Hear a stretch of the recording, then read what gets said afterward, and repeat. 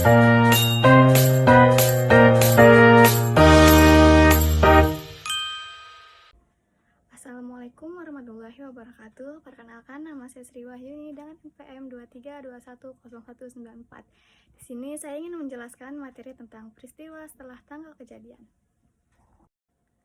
Apa sih peristiwa setelah tanggal kejadian itu? Peristiwa setelah tanggal kejadian atau neraca adalah kejadian atau transaksi yang terjadi setelah tanggal laporan keuangan atau tinggal neraca tetapi sebelum laporan keuangan diterbitkan, yang dapat mempengaruhi kewajaran laporan keuangan. Dalam auditing, auditor wajib mempertimbangkan dampak peristiwa ini terhadap laporan keuangan yang telah diaudit. Adapun tujuan auditor setelah menelaah peristiwa setelah tanggal neraca adalah untuk memastikan bahwa semua peristiwa penting yang telah diidentifikasi. Terus yang kedua, peristiwa tersebut telah dicatat atau diungkapkan secara memadai. Terus yang ketiga, laporan keuangan tetap menyajikan kondisi yang wajar. Peristiwa setelah tanggal kejadian dibagi menjadi dua jenis. Yang pertama itu ada peristiwa yang memerlukan penyesuaian atau adjusting event. Terus yang kedua ada peristiwa yang tidak perlu memerlukan penyesuaian atau non-adjusting event.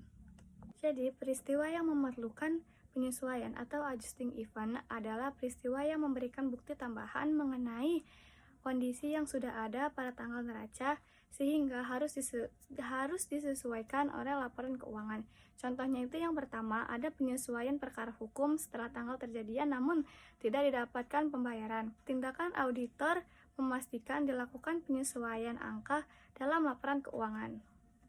Yang kedua, peristiwa tidak perlu memerlukan penyesuaian atau non-adjusting event adalah peristiwa ini berkaitan dengan kondisi yang muncul setelah tanggal neraca sehingga tidak perlu penyesuaian angka seperti pengungkapan jika material. Terus contohnya itu yang pertama itu ada kebakaran pabrik setelah tanggal neraca. Tindakan auditornya memastikan pengungkapan yang memadai dalam laporan keuangan. Terus berikutnya ada periode tanggung jawab auditor yang berfungsi untuk menilai peristiwa yang terjadi.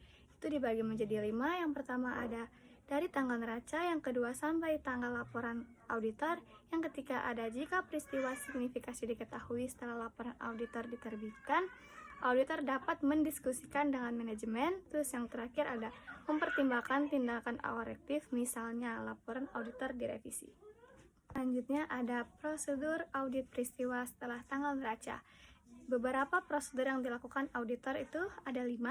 Yang pertama, menanyakan kepada manajemen mengenai peristiwa penting. Yang kedua, ada membaca notulen rapat direksi dan komisaris. Yang ketiga, ada menelaah laporan keuangan interim terbaru. Terus yang keempat, ada memeriksa transaksi besar setelah tanggal neraca. Dan yang terakhir, meminta surat pernyataan manajemen atau manajemen reassessment theater. Materi terakhir yaitu dampak terhadap opini audit. Jika peristiwa setelah tanggal neraca sudah dicatat atau diungkapkan dengan benar, itu bisa dibaca dengan opini wajar. Tetapi dicatat atau diungkapkan dan material itu dibaca dengan opini wajar dengan pengecualian atau tidak wajar. Terus ada sangat material dan penyeluruh, itu dibaca opini tidak wajar atau penolakan memberi opini. Terus yang terakhir ada standar yang mengatur.